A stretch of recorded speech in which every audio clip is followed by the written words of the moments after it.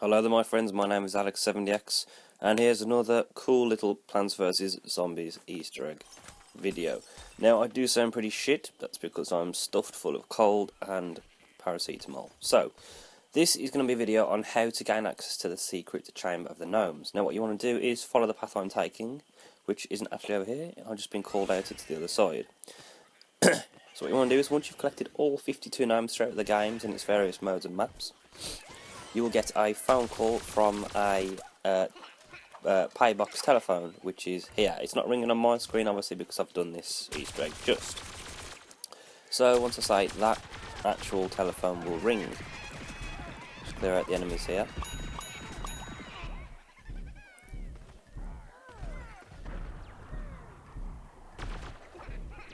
Okay, hold on. So what happens is you get a call from, they sound like gnomes. I can't remember if they say they are gnomes, but they basically tell you that you are being summoned to do something. Now the next step is what you do is you go down under the ground and you go underneath to the sewers. So you take a right down here. Just follow it all the way around. Just wait for Slayer. Now there is actually a little gnome bomb that you need to place.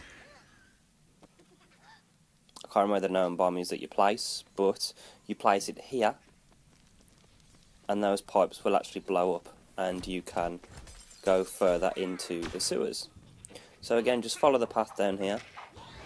There are a couple of snow globes as well down here, and you'll come into this huge cave-like system like so. And it's all very secret Illuminati.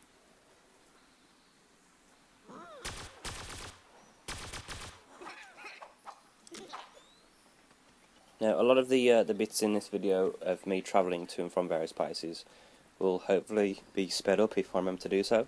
So anyway, you go into here, the door opens, and there is a gnome with a huge mallet. And around the various bookcases there are all of my 52 collected garden gnomes. There's also a chest there which is 200 stars. I know what's in it, but I'm not going to tell you. Also, if you have been spending stars, this is like a serious kick in the teeth. So anyway, we progress further. The back door will open.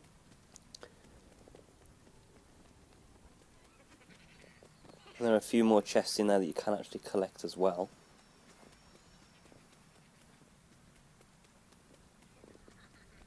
They give you various amount of coins. Now, on the back of that door, there's a mushroom button just there, and that will knock down this door, and it will send you into this room here with this weird-looking dial on the door with the 3 switches.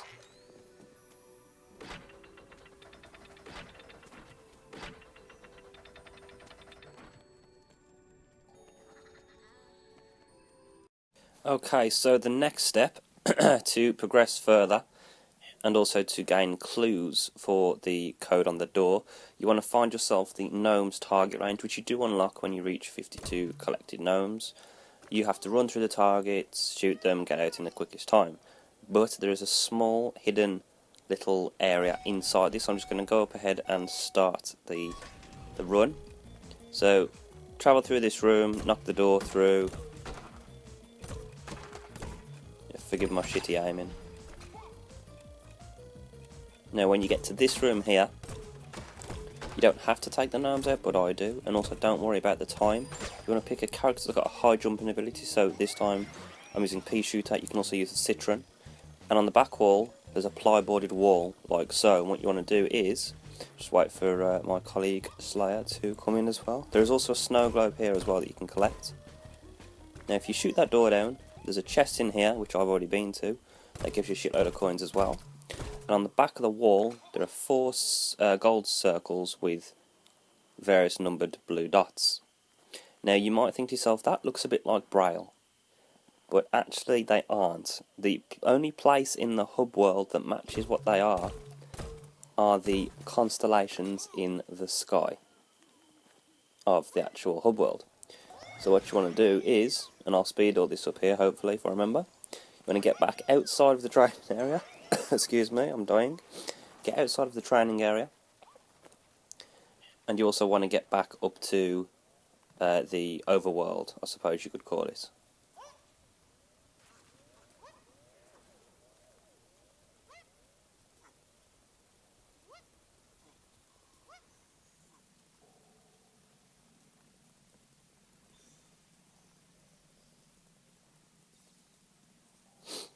Right, before we go to the overworld, there is one small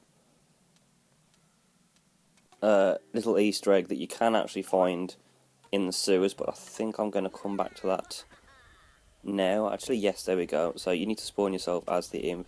It's actually the secret treasure room with the small golden map that was found previously.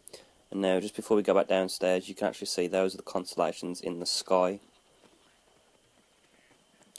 So there should be 12 constellations in the sky, and they all match various shapes and symbols that were found in the target range secret room. There we go.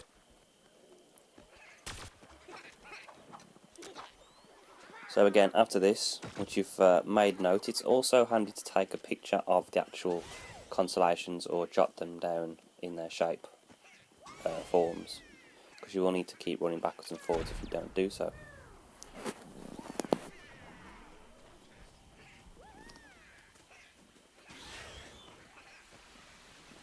So anyway, back underground now.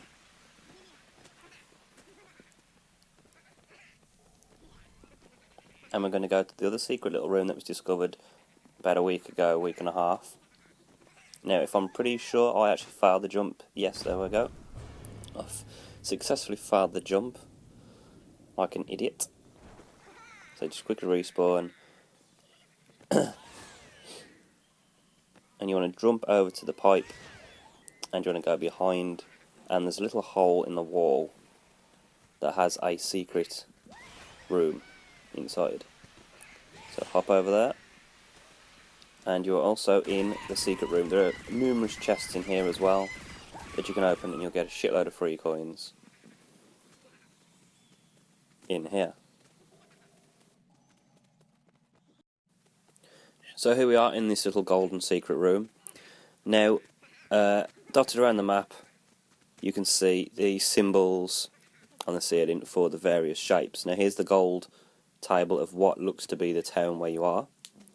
Now this is where I said make sure you take a pen and paper or take photos.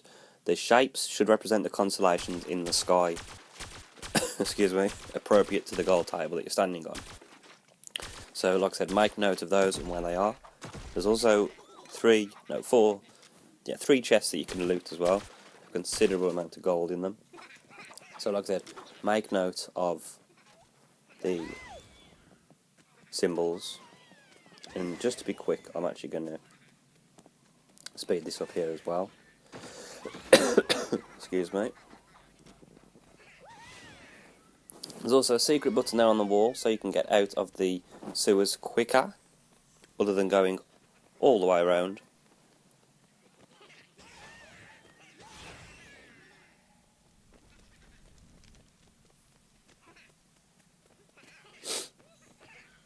Now, judging by you know what the code actually is, I mean, I know what it is at this point. I will put it in the video description below of what the actual combination is to open the vault door. But if you don't want to know, then obviously don't read it if you want to work it out for yourself. It feels much more satisfying if you work it out for yourself. We sort of did. We got the first few, and then I had to look it up.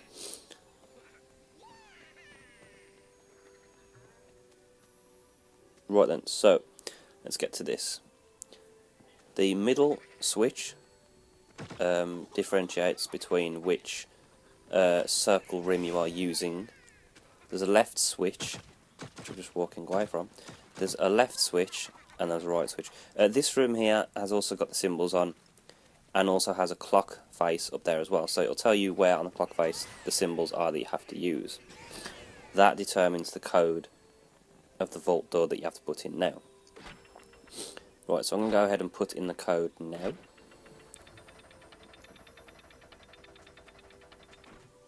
Just to reset it. So first you want to use the right switch, which rotates it to the right, and you want to move that all the way around to flower pot. Actually no, I tell a lie, to the fence. No, I lied again, this is pre-recorded. To the watering can, sorry. Then you want to change it with the middle switch. So you're moving a different circle this time. and you need to be on the, I think it's a flamingo or a pelican, whatever it is that you need to have the switch on the bird. Change it again, and then move this one all the way around to the fence panel. And one last time, change it all the way around to the pot. And then once that's all correct, middle switch to lock it in, cue cutscene.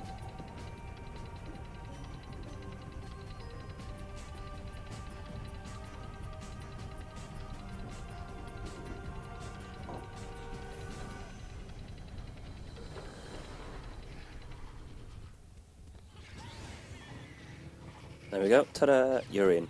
Now, let me tell you, there are a shit load of chests in here and they will spew out diamonds. I would suggest standing by the edge of the actual level so they don't disappear. There's a gnome here on a turntable, so I'm just going to activate him and you're going to get this really cool little song in a minute. We'll do that in a sec. So, let's open up all these. Boom, there you go. You get some awesome cards as well. So there's a shitload of diamonds. Same with this one. Legendary coin, 250,000 coins. I've worked out you get about 750 to 800,000 coins from this.